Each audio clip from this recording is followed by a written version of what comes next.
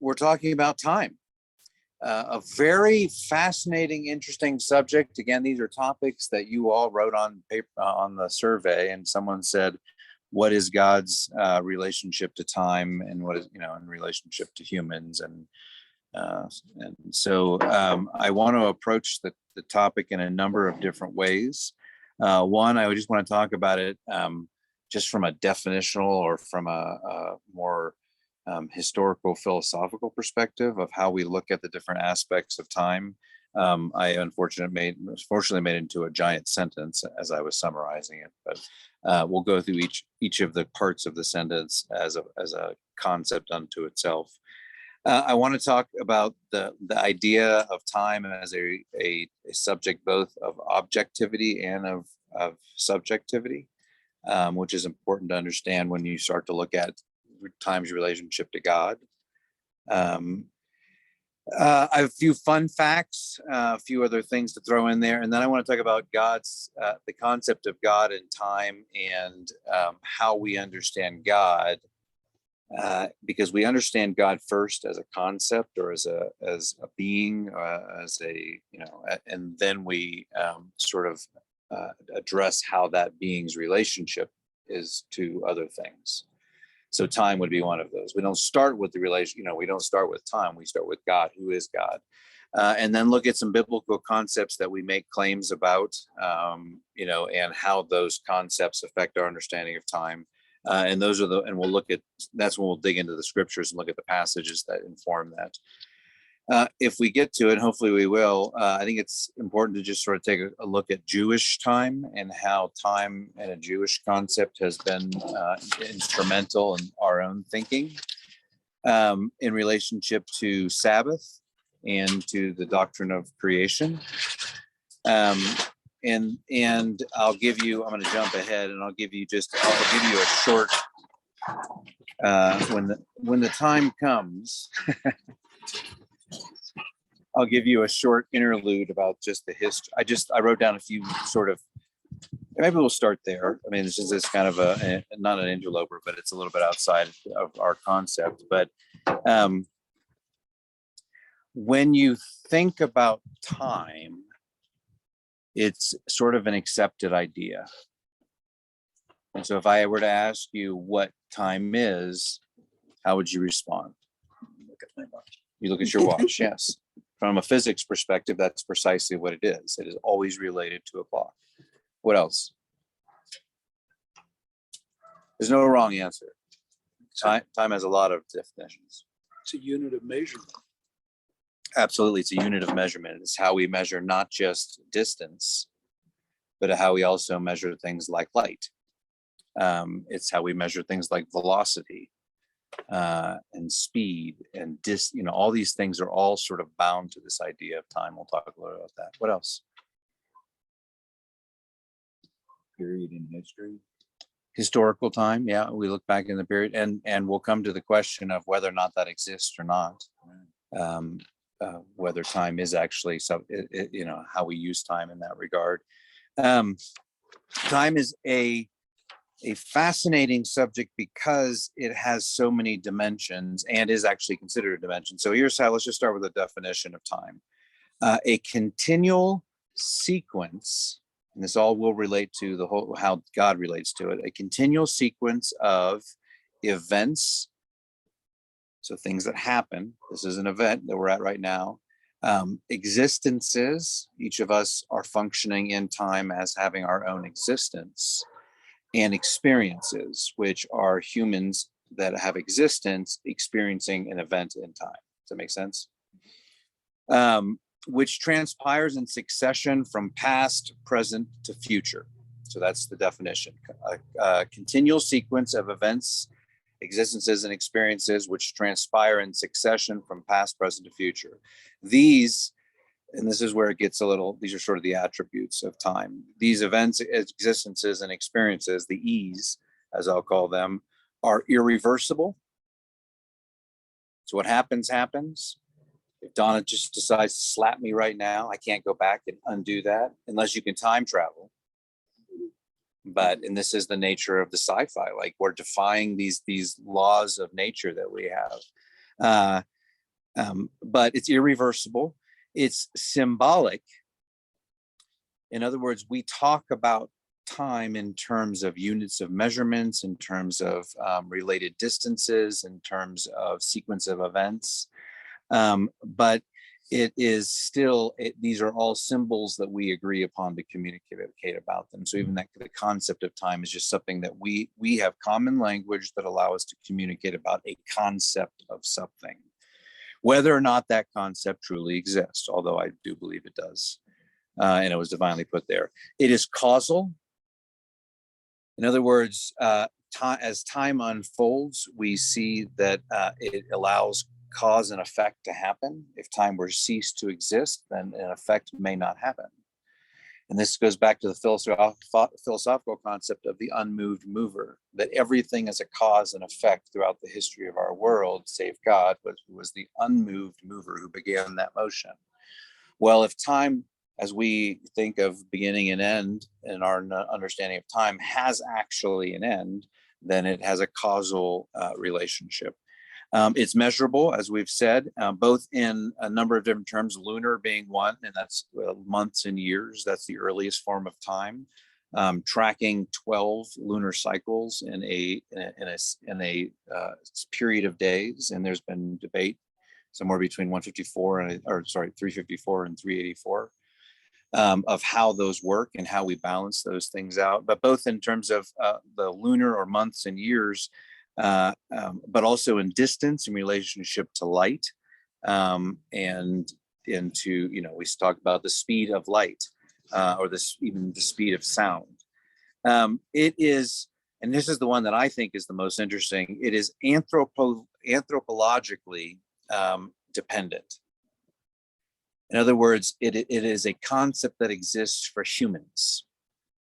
They say animals don't have a concept of time. That's why when you come home and your dog has torn up the house and the cushions are everywhere and you've been gone for 12 hours and you punishing your dog for that, the dog does not make the connection between the mess that he made 5 hours ago and the fact that you're like yelling at him, screaming. He's like, "What? You just got home. Like, I'm here to see you. I'm excited to see you.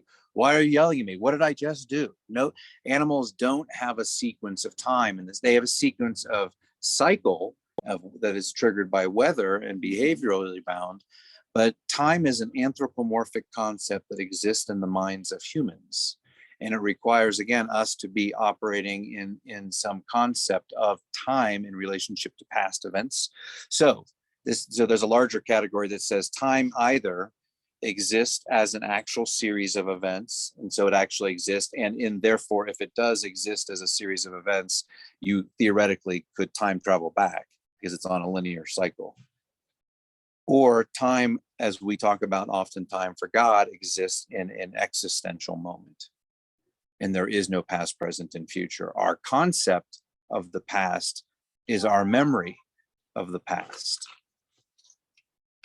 You can't talk about the existence of the past because it is not the present.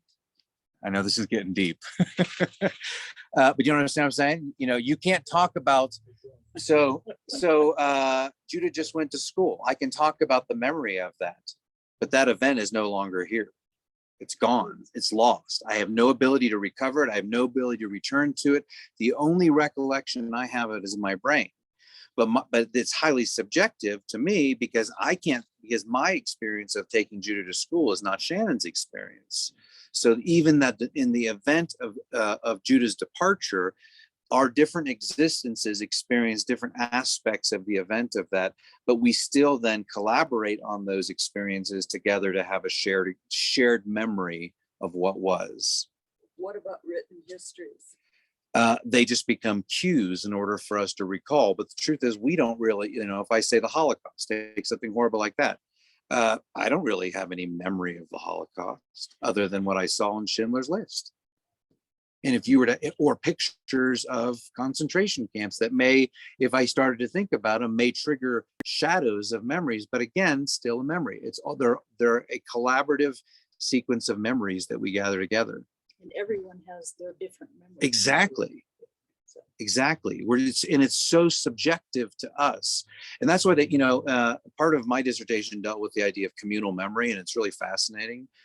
We together, there's no individual person has isolated memory that's perfect. It is always a communal, someone's like, you get together with your siblings and you say, oh, do you remember when we were kids, we did this? And you're like, that's not how it went down. You said this. and then you start to wrestle for the narrative of how, but it is a communal memory is always tied to community. And this is what makes rituals so important. So like the argument is this is what makes the Eucharist so important. Because when we have consistency in how the ritual and the meaning and the value of the Eucharist, we pass that on to generation by generation because we both participate in 2,000 years ago. We weren't there. We have no memory of Christ doing. We have an image of it, but that's like probably an erroneous image at best. What we do have is the experience of our own lifetime of experiencing communion and the importance of that as we gather together for that. And this is why the idea of we should never take our children out of the main body of the corporate body of the church is because they need to experience the most important rituals of the church together with all generations, because this is what develops the holistic memory. This is why the church has extended itself and why we're seeing a breakdown. Quite frankly, we took our children out of our services and put them in Sunday school or in youth group. And in doing so, we robbed them of the collective memory. So, but time is related to that. In other words, it's not an animal thing. It is purely a human thing, and it is dependent upon our memories. This is why dementia as a degenerative disease is the loss of a sense of being able to understand time. There's still a sense of existence, but without a sense of time or the sequence of time. And you might say, well, if I was the only person on this earth, how would I, maybe could I still have these concepts? Yeah, in the same sense, but it's hard to really prove that. It's kind of like, does a tree that falls in the forest with no one hears it, is it actually make a noise? It's dependent on the creature hearing it? No, well, it probably makes a noise anyways, regardless of whether it's dependent on it. And the last aspect of it that I want to hit on is dimensional. It is actually strange, and I never really thought about this, but we often think about dimension, and that's why they call it the time-space continuum, because space is measured by 3 coordinates: height, width, and depth. The 4th element, or the 4th dimension, is that dimension of time, which will become very interesting in a few minutes when we talk about Sabbath and the way God uses this time-space relationship. But it is dimensional, and it is, because of that, it has both a spatial aspect, but it also has a non-linear relative aspect. And it goes back to similar to what Karen was saying. Each of us experience time in our own way. So we know that the time is related to space, both in a dimensional way. We know that time in and of itself, if you want to talk about it as a philosophical concept out of our own experience, you could say is neutral. Like, in other words, regardless of how we experience it, the sun, we're rotating around the sun, and the moon is rotating around us, and we base this sort of cycle. I mean, however we count it, whatever we want, the most basic unit of measurement for time is a second. So that's us coming to the point where, and in a moment we look at the history of time, where we went from sort of just noticing, well, it's light out and it's dark out, and it's light out and it's dark out, to some concept of how do we get down to the phases of the day, down to the hours of the day, down to the minutes of the day. How do we track the minutes of the day? And all of this is a process that's happened over the last 6,000 years. So you got to remember back in, really back 2,000 years ago in the time of Christ, there wasn't that sense. I mean, there were sundials, and there were ways to gauge time, but not like we have today. So even the concept of time that we're talking about is not, it was far more seasonal time, and you sort of went with what you got. In the winter, it became, longer nights, and in the summer you had longer days, and that's when you grew things. And so your lives were dependent upon the cycles and the flow of them. But it wasn't like, hey, it's 5 o'clock, it's time to stop, plowing the fields. It was, you plow the fields as long as you need to get the job done, because you have daylight there, and that there will be a season where you won't have it. which, by the way, the spiritual connections between the light and the darkness and the seasons is a really interesting, whole nother interesting conversation. In terms of what that meant, in terms of the cycle of the part of the earth that is more of an agrarian sort of production type culture. The Bible talks about hours It does. and days and years. Absolutely. But wasn't that added? Well, even if it wasn't, I mean, I think that the concept of time goes back 6,000. I mean, some people will say that the existence of Abraham, or I mean, I don't know about the first humans, or we'd have questions from the time of the first humans to how long it was until some of these other figures in the scripture. But what we do know, we say it's human existence in some sense of the rational Homo sapien would have existed at least 6,000 years. So, or longer probably. But that idea that some sense of time has been discovered related to the Egyptian culture says that this was a concept that we experienced back then. But it's mentioned on the creation story. It is, and I mean, and some would say that the story of creation goes back. I mean, the story of Adam and Eve would go back, if you want to go back 6,000 years. I mean, even if you have a longer Earth trajectory or development, you would still have you could still go back to the creation of humanity or the understanding of humanity. And again, those are narratives that I mean, I would say yes, in the sense of when we get to Jewish time, we can look at that a little bit more. The idea that God created by setting the sun and the moon in their place, and again, whether they're celestial beings, as we talked about, or not, those are things that governing the earth, governing the system that we live in. Now, if you've watched anything about this new telescope, I mean, it's kind of blown up. I'm thinking, like, who's to say that we're the only intelligent? Like, what egos we have to think that I'm not saying we have to assert that they're out there, but to deny their existence is blind hubris. But and then going back to time is always experienced. And this is part of that existential. We are the subjects of time. In other words, it is something that, say, oh, you're running out of time. You never run out of time until you do. That's it. I mean, you don't. There's always another second, another second, another second, another. Obviously, you might say, do I have another decade? I don't know. You may not. Some of you are in the last quarter of your lives. I don't know if you have another decade. I assume I have another decade of where I'm at in my life. You assume a certain amount of time. You're never running out of time. And then when you do run out of time, you just have no more time. You have what? You just don't have any more time. Oh. What I'm saying is that the concept of running out of time, it is there until it is not, and then it is not. So the idea that you have, unless you have the movie, there was a movie that they had like a time clock on everyone's arm. It was built into it, and you knew when your time was running out. Now, from God's perspective, that's what it is. If you know what's going to happen to everyone, God knows our time clock and is running with that. A few just fun facts before we get into the sort of biblical side of it. Time's base unit is seconds. I'd never even thought about that. It is interesting to think about just how much we use the notion of time as a way of measuring the world. Every time you get in a car and you gauge how fast you're driving, you're using time as some measurement of how fast you should be going. We use time in the sense of budgeting how long we're going to have meetings, how long church should be, how much time we'll be in the car driving. We know that we can affect time by speed. So we don't have a power over time, but we have a control over the time and allotment we've given by the nature of the technological innovations we've developed.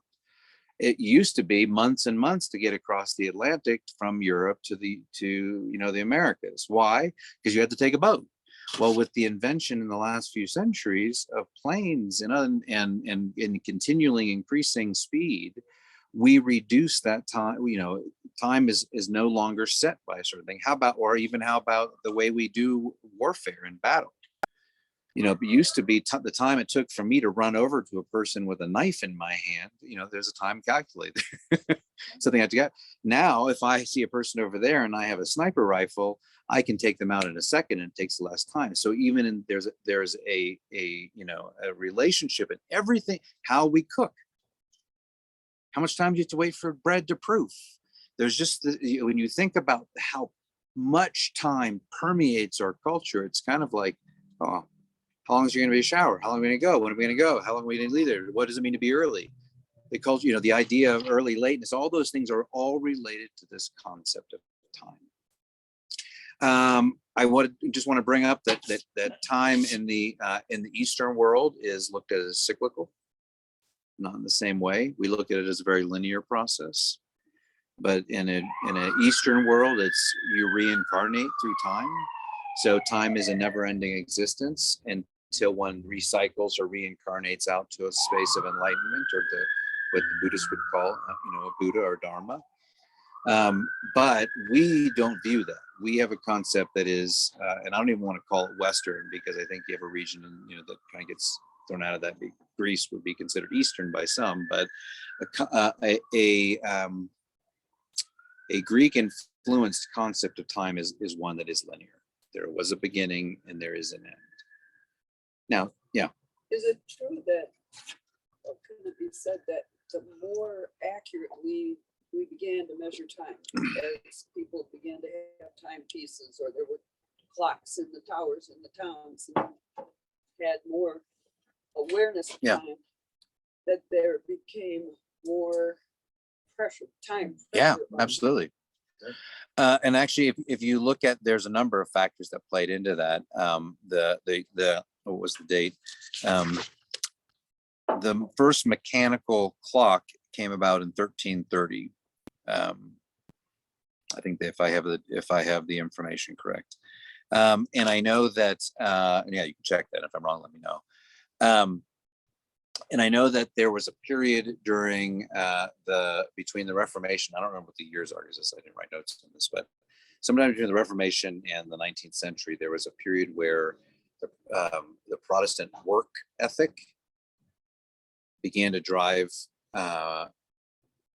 in terms of just the puritanical expression of, in other words, there was a works sort of qualifying. There's a whole argument. I can imagine this book on my shelf that argues the idea that this whole notion of the productive Western culture comes out of the Protestant Protestantism as a movement in culture. But anyway, yeah, check on that. No, and well, here, let me give you that, just since we're talking about it. The short of it is this: they have records in Egyptian culture of time about 6,000 years ago, the tracking of time. The lunar calendar was originally developed on a 12 or 13-day yearly lunar cycle, and they eventually settled on 12. In 45 BC, Julius Caesar basically imposed upon all of Rome a solar based time sequence or measurement for the year, which was replaced about 1,600 years later by Pope Gregory the 13th in 1582 by the adoption of what we now use as the Gregorian calendar. Now, it took about 2 or 3 centuries before it was widespread, and we agreed upon using it, and has been kind of the tool for measuring time in the secular world. Now, there are still religious calendars that still are based on lunar cycles, and this is one of the challenges of Judaism has with reconciling their own lunar calendars with the Gregorian calendar is when their holidays or their festivals are based on the lunar calendar. How does that necessarily, and this is, we have it established, Christmas is established, for example, but Easter is not. So we take a little bit of it from that page of the book as well. We have a long period around the 1500s BC, so 1500 years before Christ. There is evidence of a T being used as a sundial, and then sundials came about, and they were based on 12-hour lunar cycles, because there are 12, roughly, if you look at a year, 12 moons, full moons in a year. But also, I didn't know this, that there are apparently in a cycle of the Earth, there are 12 stars. There are 12-point stars, 12 points of stars that you could track through the night that allowed them to actually measure the night as well, which I thought was kind of interesting. The 16th century, so around the same time before Christ, there was something called a septilstra or water clock. it was like a precursor to basically an hourglass. The first hourglass that we have in existence or recorded was in the 8th century AD, and it was by a monk. Hourglasses became pretty common in culture by the 14th century, although the mechanical clock was created just before that. And so it took several centuries, though, before the mechanical clock became a commonplace or to be able to have one. But it was around the same time that the printing press was invented as well. So it's an age of innovation. And so what you see in an age of innovation is the changing of the way we see things. So our relationships change to those things. Last things I just want to say, just as a throw out, there's no reason to say that there aren't other dimensions of time that God could have created. There are no reasons to say that there aren't other worlds that operate on the same or different times. And there's no sense of, and there's really, I've often heard people say, could there be the same sequence of our lives in some other way? Yes, in theory, no, in probability or in logic would say that our lives, you could, if you really wanted to spider it out in an infinite way, but every single time a difference happened in a world, it means you would span a new world. And could that existence of those worlds, if I decide to stand up and leave right now, while in another world I'm sitting here staying teaching, well, then every one of you are going to do something different, which will spawn a different world and a different world and a different world. So yes, theoretically, no, practically, it doesn't really make sense in terms of the sequence of time. Now, it doesn't mean it's not impossible, but, just to throw it out there, because that's been like, is there another world going right behind me of the exact same seconds? No, because the minute you make a decision in that world, you would change everything. Okay, let's look at any questions. Is this heavy? Are you follow? Is this okay? Oh, yeah. Okay, okay. I thought it was fast. I mean, I've never really studied time, so I thought it was. I thought it was kind of fascinating.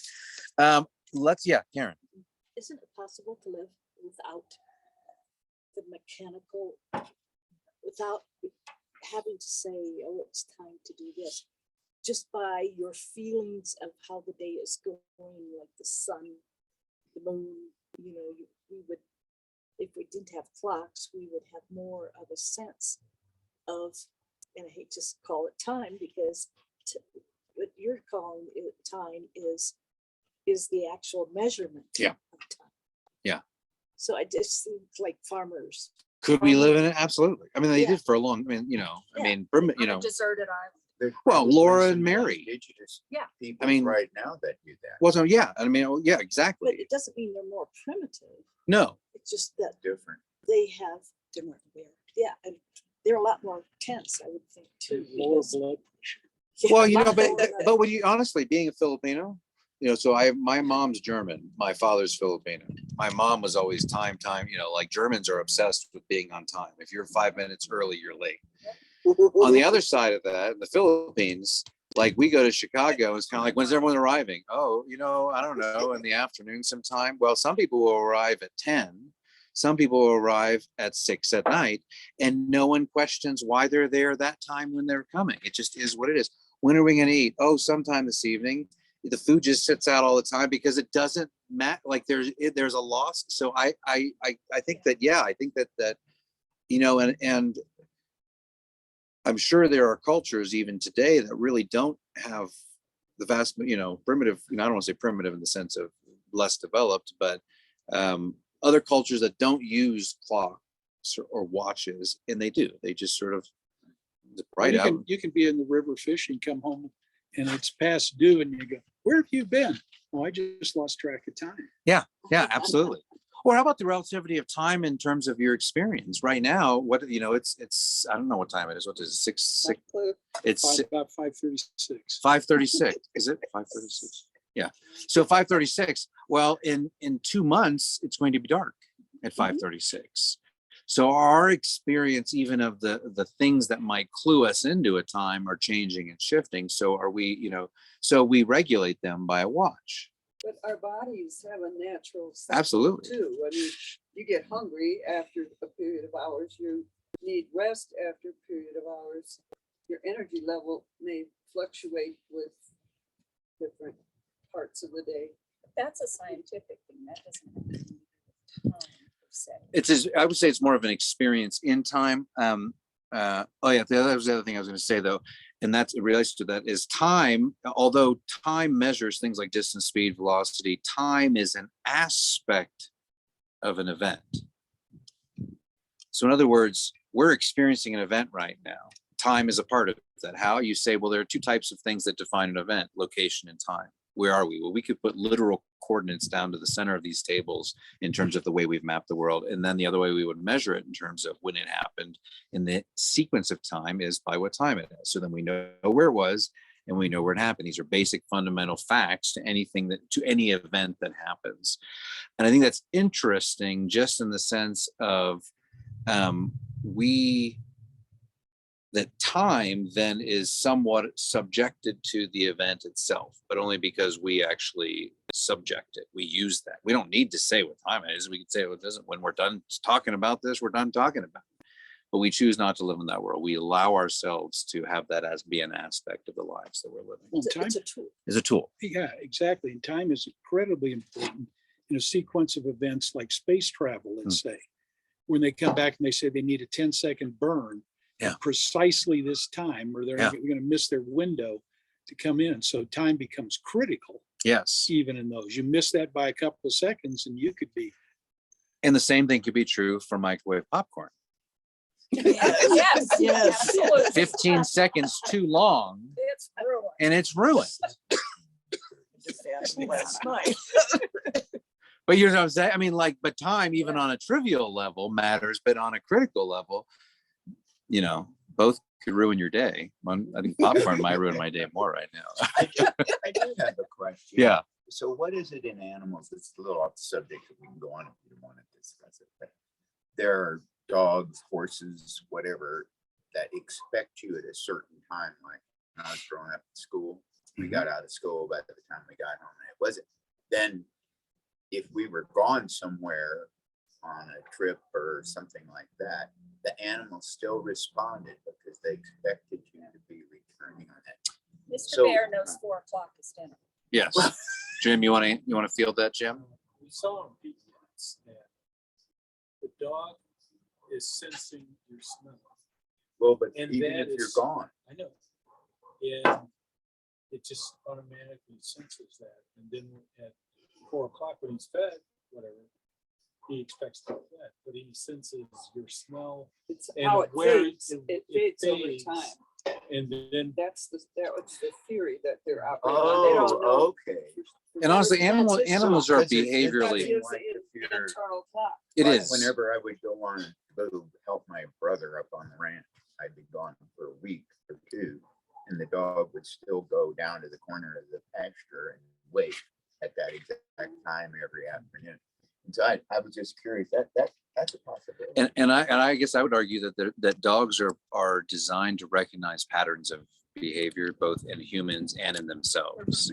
And so even though I think if you took it's true, if you take a dog and you drive across the country, that dog still has a sense of time in the sense of eating, but it throws their whole system off. In the same way when you travel, to Europe or something, and you're like, I don't need you're like your body clock.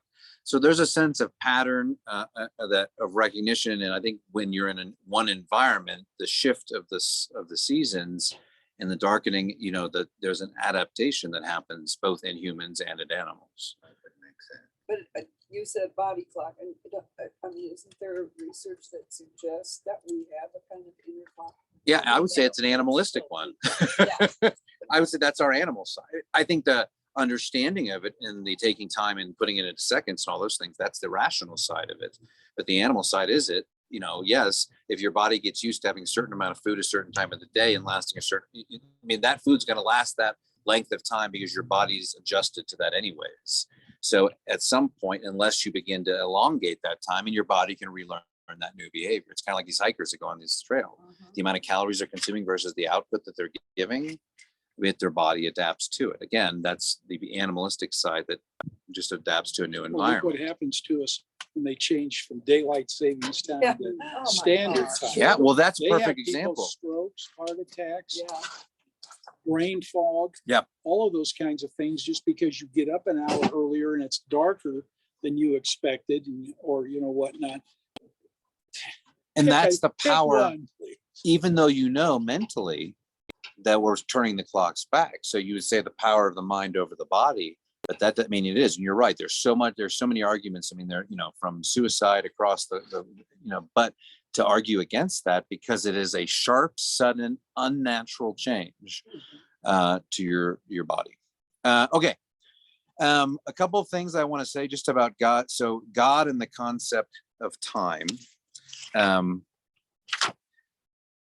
I was trying to think and not that there aren't other aspects of God, but in the relationship to how we understand time and space, we would traditionally give God the attributes of not having a physical body.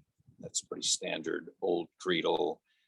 That's what makes the incarnation of Christ unique, because there's an embodiment. So God is not a physical being. We typically argue, and we'll look at the verses here in a second, but that God is outside, that God is outside the boundaries of the universe, but in everything as well. Like, in other words, God's spirit sustains all things. But when we locate, remember time and location, we put God away from the earth. Like, in other words, we don't view the divine being dwelling on this earth as his home right now. Do you think God lives on this earth, like as God's kingdom? No, I would assume not. I think yes. No. I think again, Christ lives in us, and the Spirit lives in the earth, and all things are sustained by the Spirit. What I'm saying is that when you imagine God like Yahweh, the Father, you don't think of God living on the earth.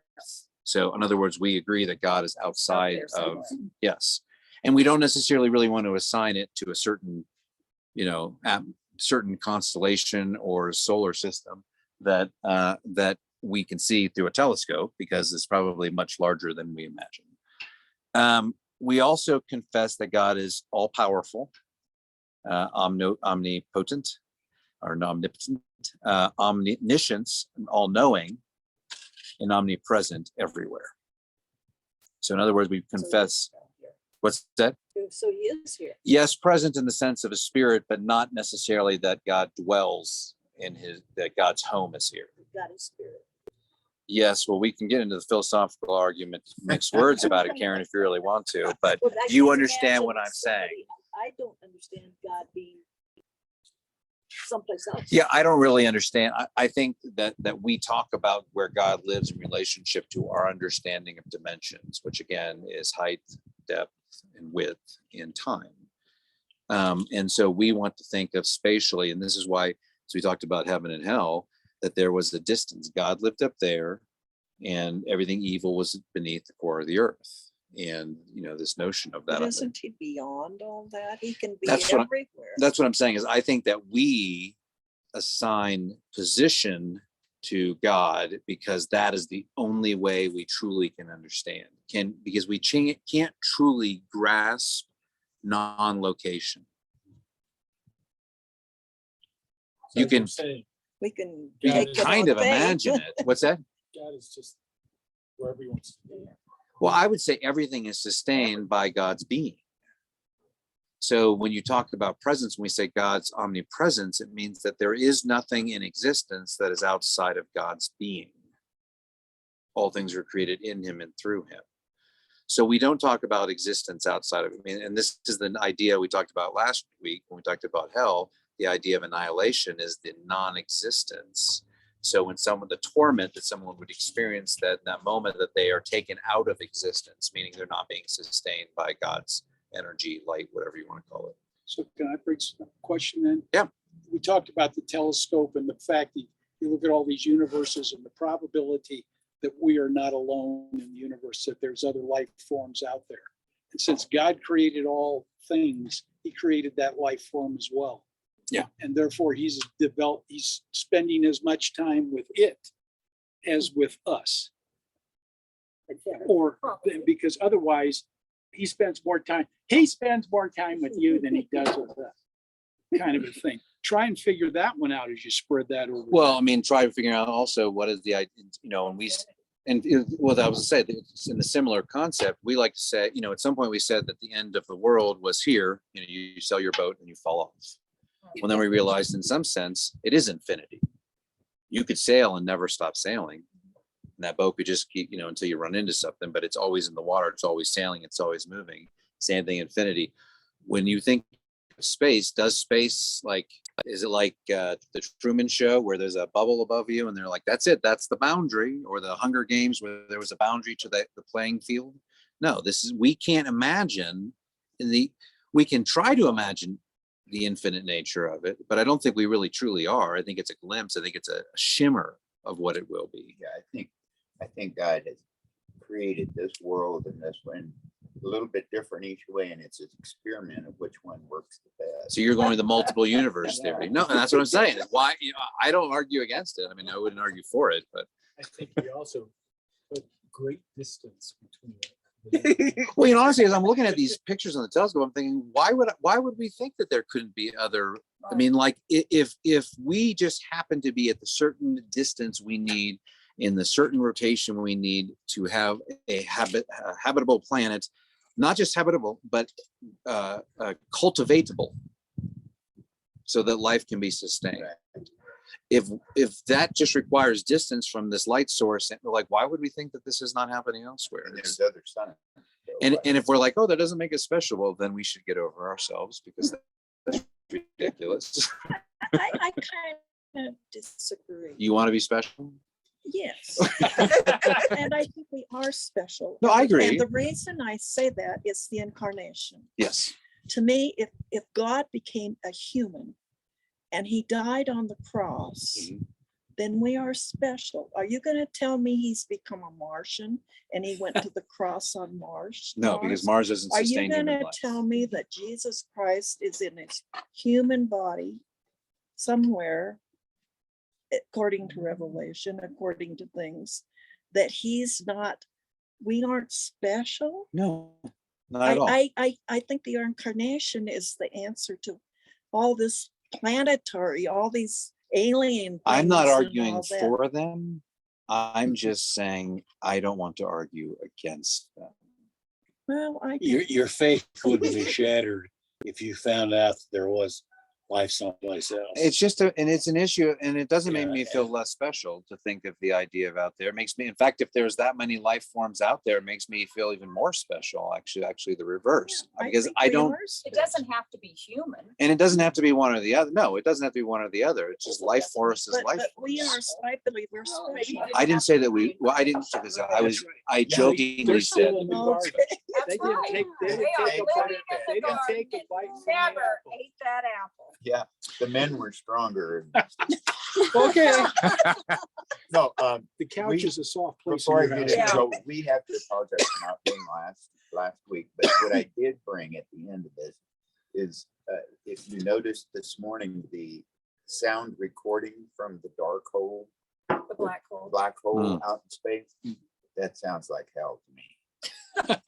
So I've got a recording of it. that- Also subjective to Yes. all the things that you learned about health throughout the history Yes. of it.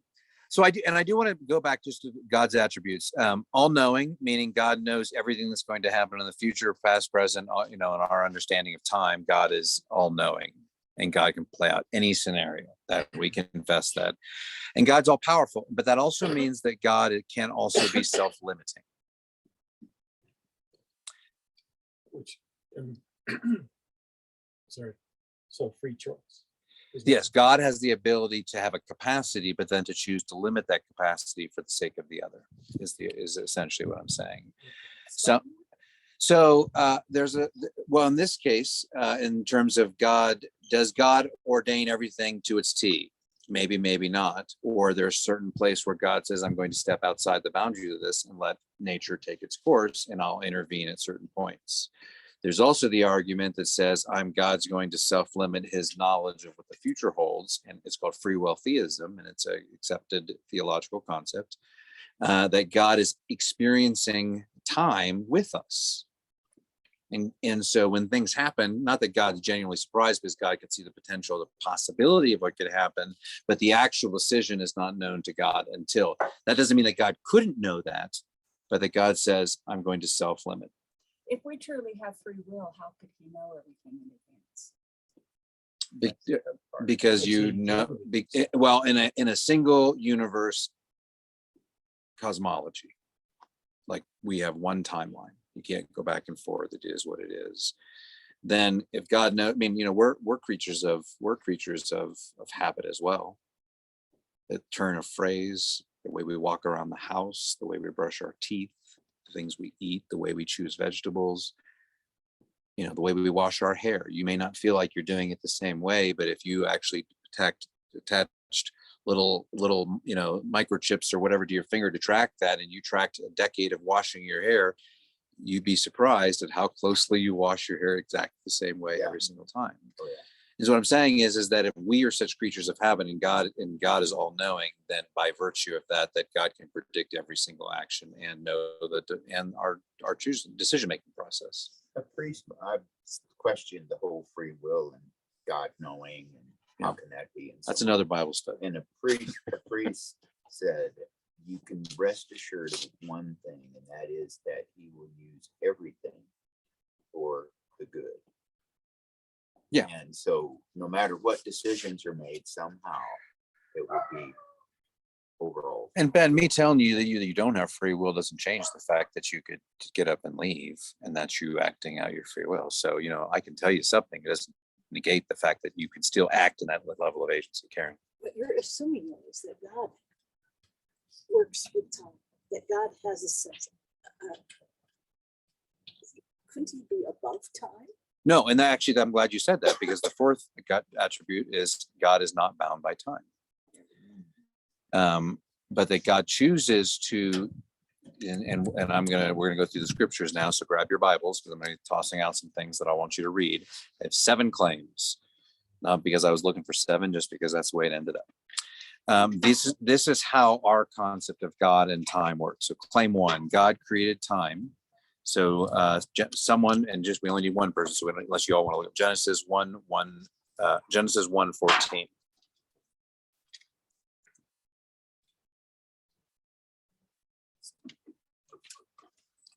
And then do you want to look up something ahead of time for next one? 2 Peter 3. Who else has a Bible? If they want to look something up, I'll give you the verse when the time comes. What's the first one? And now then why don't you look up Psalm 90? And then I'm getting a jump start on some of these. Do you want something? Ephesians 3. Ephesians what? 3. 3. Or sorry, Ecclesiastes 3. That's a poor written. My finger was on it. I just saw the E, and I thought not Ephesians, Ecclesiastes. Okay, so claim 1: God created time, and I would say on the 4th day of creation. Carrie, Genesis 1:14. And God said, let there be lights in the vault of the sky to separate the day from the night, and let them serve as signs to mark sacred times and days and years. So this is our essential concept of how time began, and whether they were angels that were set, whether the sun is an angel or celestial being, not it wouldn't be an angel, but a celestial being set in motion that governs those. I don't know how it all works, but what we're saying is that we confess this idea that God created time because of this verse, because God set the things that we, for centuries and millennia, governed our sense of day and month and year, are governed by the sun and the moon and seasons given by God. We're going to come back to Genesis, but now right this very second. Now, the second claim is that God's time is not ours. So 2 Peter, Donna, 3, 8, and 9. But do not forget this one thing, dear friends. With the Lord, a day is like 1,000 years, and 1,000 years are like a day. The Lord is not slow in keeping his promise, as some understand slowness. Instead, he is patient with you, not wanting anyone to perish, but everyone to come to repentance. So the concept that God's time, God is, and unfortunately, I would say that in my view, the 1,000 to 1 is not really meant to be a mathematical equation for us to calculate time for God, because the very sense that we do that violates the idea that God is above time. Psalm 94. 94.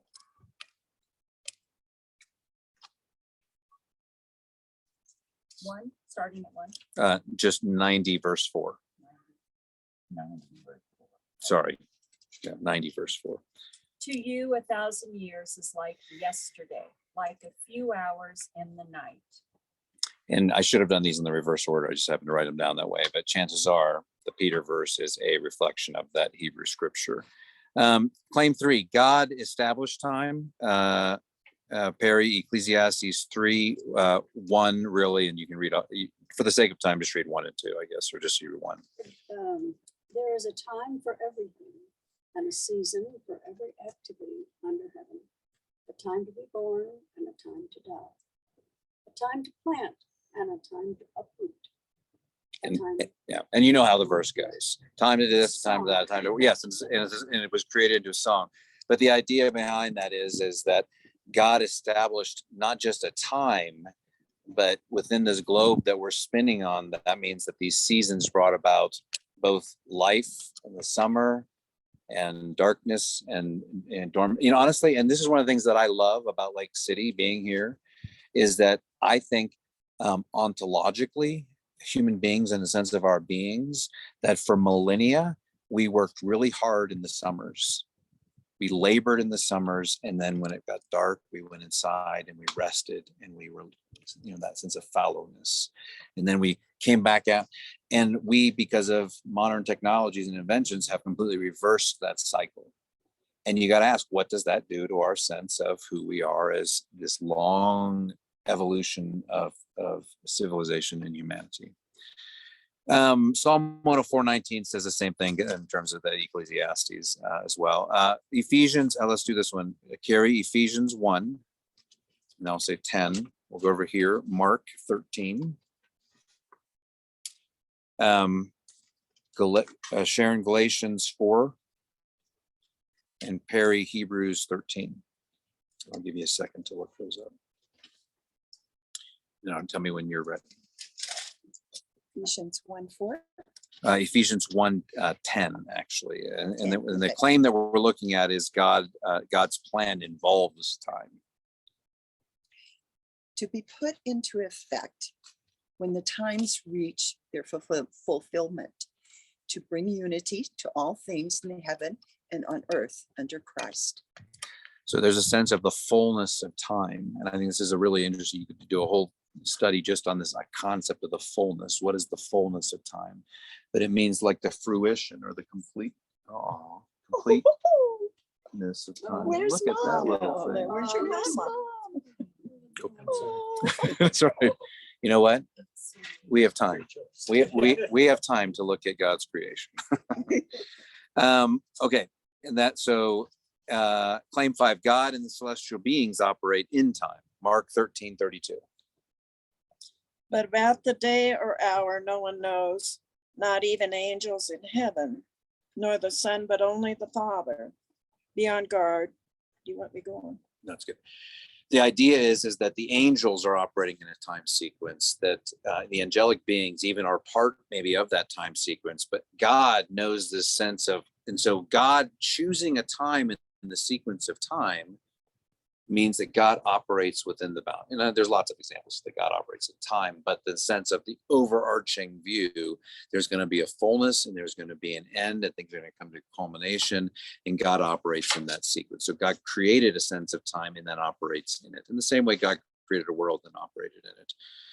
Time has a beginning and an end, Galatians 4:4. But when the right time came, God sent his son, who was born from a woman and lived under the law. I must not have wrote that verse around. That doesn't sound. 4:4. For that's Galatians 4:4. I must have written it down wrong. So, there was a verse, I don't remember what it was off the top of my head, but the idea that, Alpha and Omega, beginning and end, that in the fullness of time that God brings to creation. I wonder what it was. Okay, And then, what's that? it must be a different. Oh, what does yours version. say? Yeah, it's a different version. But when the set time Oh, that had sounds fully better. come, God sent his son, born of a woman, born under the law. Okay, well, there you go. That's the set. And then that Christ even operate. That was thank you. I didn't quite grasp the same. But in the time of humanity and salvation history, in the world that we live in, this sequence of time, that there was a point. You always wonder, what if Jesus came back now? What would it have been like? Would Jesus have had an iPhone? How Jesus would have operated in the world. But Jesus came back at a certain point, a certain time. Christianity, religious thought, Jewish thought were affected by Hellenization. Was that God's correction of things that he wanted to reveal through, through, I don't know. But the point is that. So we're saying that God put a certain time. Yes. For Jesus to come. And actually, in a Reformed perspective, Calvin would argue that the reason that God predestined the fall to happen was so for the advent of the incarnation, which is a hard pill to swallow unless you swallow the whole of Calvin's thoughts. In claim 7, God isn't affected or changed by time, Hebrews 13:8.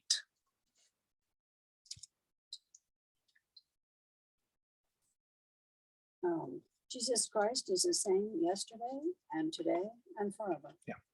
So the idea of Christ being the Logos, or the Word, being all things created through him, yesterday, and so we both assert that, and this is the challenge, and I'll say that if we get and ever look at the doctrine of God properly, which would not be able to be done in a week, is the concept of God's mutability. We claim that God is the same, but if God also has the capacity to change, then that's the same yet changeable. It's the idea of God repenting or relenting or being angered or being jealous. These are all human characteristics. Is that just a record of our perception of who God is, or is it a record of God's actual emotions? And therefore our emotions are in part a reflection. We're having Yes, more twins. Mom finally Okay. showed up. Mom went by with- Mama and But she's babies. headed in the right direction. Okay, what time do we have? 1803, 18:03. 6:03. Can I have 5 more minutes to just sort of wrap up? Because I don't want to keep you. The other thing I want to point out is, so in relationship to Jewish time and how it affects us, time is very much central for the Jews. Even more so probably than because it was always a time thing. They were always waiting. There's a constant waiting for redemption, for restoration, for the Redeemer to come there. Even now there's a sense for those who are devout, there's a sense of waiting. So time has a different, we wait for Christ's return, but quite frankly, we really don't as a culture. We're just sort of living, doing our thing. God comes back, great. There isn't that sense of anticipation. Advent is meant to capture that sense of a hope of what's yet to come. And we're meant to sort of participate in that. That's supposed to be a reminder, but that's the hope that the Jews theoretically, I want to imagine practically too, but still live in. So time is important. There was and I wonder if there was a relationship in terms of the creation, from creation, and again, times. If you're a New Earth theorist, then that's a very 6 days of literal 24-hour periods of creation. We're not here to talk about that, or 17, 18, 30 billion years. As you know, I tend to side on the billion year side of it. In other words, that sense of time up to the point of that intervention of Adam and Eve, where all of a sudden, now the question I had in looking at this is, were Adam and Eve bound by time? So just consider that for a Well, moment. they had day and night. They had day and night, but was that a perpetual? I mean, in the new heaven and the new earth, we might have day and night too. I mean, we still might exist in that sense of cycle. What's that? Thought it said we wouldn't have darkness. Well, darkness, depending on how you mean darkness. I don't mean, again, if there's a new heaven and a new earth, I mean, maybe it's going to be like Alaska, bright all the time. I don't know. We were created for eternity, weren't they, until the fall? Well, yes, and that's kind of my thing is that if there was a day and night present and they were created for maybe that was their perpetual existence. So I think, and this is just a sort of last minute thoughts. There's a relationship between our time and the fall, and if someone would Genesis 3:17. Carrie, you can, if you look that up, Genesis 3:17. I think that I almost feel like when this verse happened that we were put on a clock. This is just Jason. And that because now all of a sudden death was introduced, now that chronology of time, or of that understanding of time, mattered. Because if we weren't going to die, who cares? There's always another day. Because there is no threat of non-existence. There is no threat of death. There is no threat of end. So 3:17.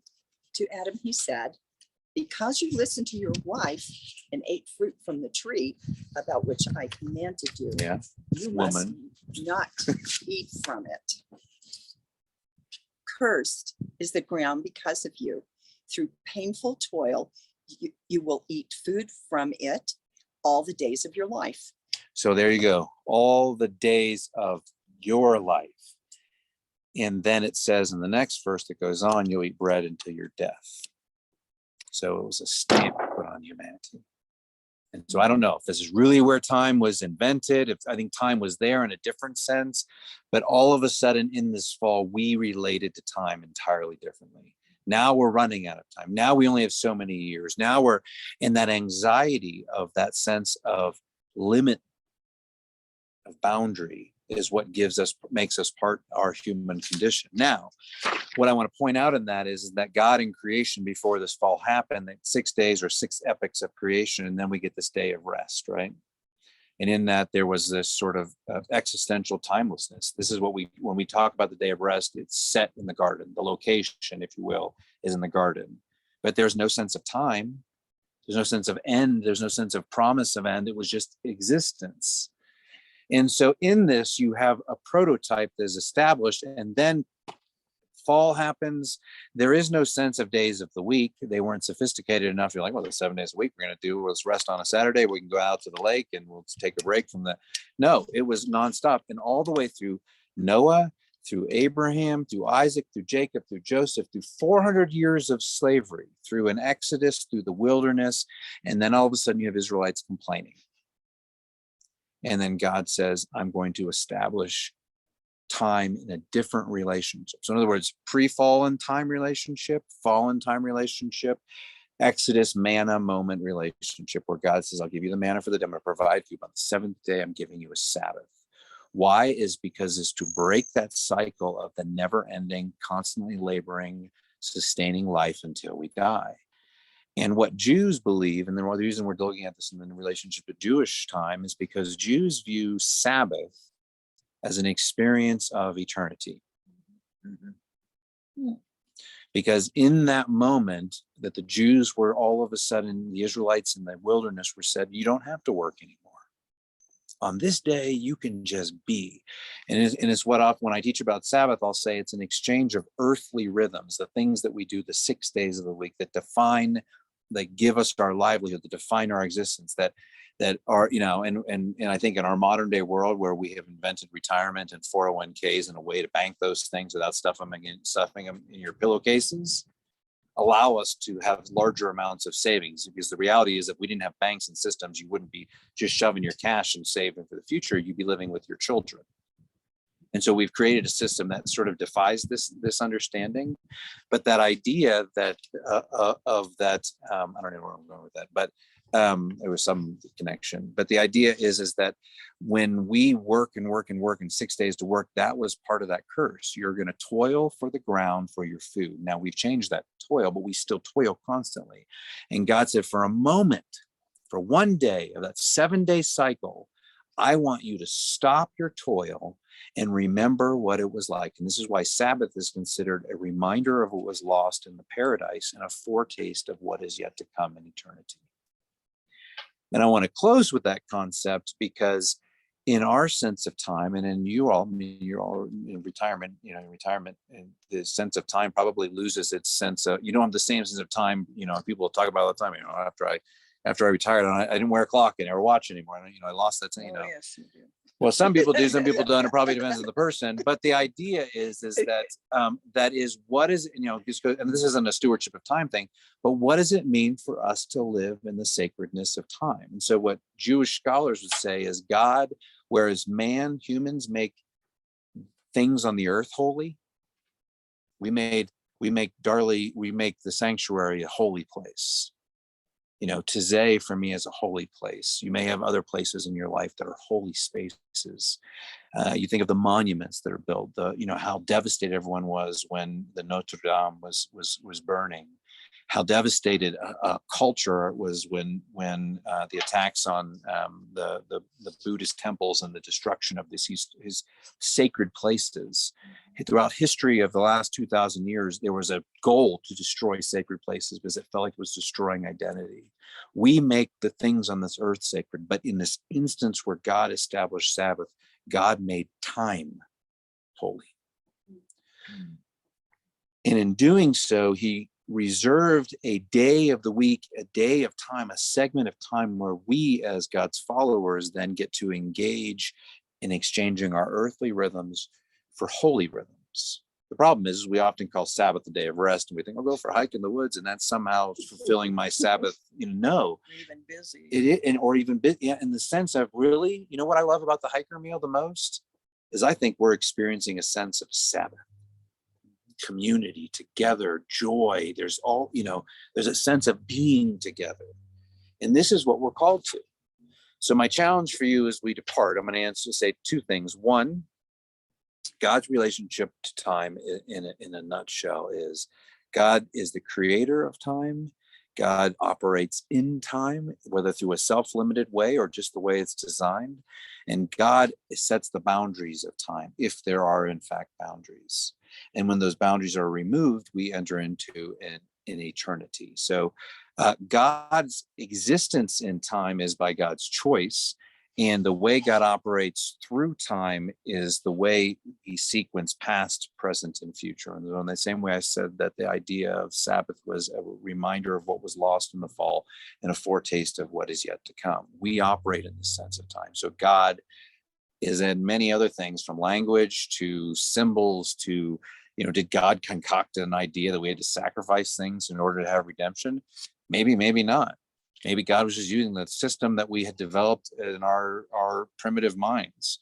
And God's like, well, I'll use the system. Is it's a system they can understand? We don't know the relationship between the way God uses us in the context that we're in and outside of it. But what we do know is that God is the master of time, and that someday the same state of timelessness that God lives in is a promise that was given to us. The last thing I want to say is, if Sabbath in a Jewish mindset is meant to be a experience of the timelessness of the new heaven and the new earth that we're meant to live in, what does that call upon us as Christians for how we make decisions, or how we as a faith community spend our Sundays? Much different than we spend their Sabbath. Not the all day. It's just a question to say, what define, I taught I spoke at a conference and it was about evangelism, and the topic was Sabbath, and people said, how could Sabbath be a topic of evangelism? And my argument behind that was when Christians actually started living out the Lord's Day as a Sabbath, where we gathered together and we encouraged one another, and we cultivated an environment like the hiker meal where we're just together. It's not like, hey, how long do we have to stay at the coffee hour and then we can go to get something to eat? It's, we want to be together. This is who we are. In the midst of the world that doesn't accept us for our beliefs in Christ, this is where we find our connection, community, and home. Yeah, I grew up with family getting together on Sunday, and now we're all scattered all over the world. We've lost a sense of that. So, all right, that's all I got today. So thank you for staying a few minutes later. Thank you for doing it. Blessings as you go. Hopefully I didn't take up too much of your time.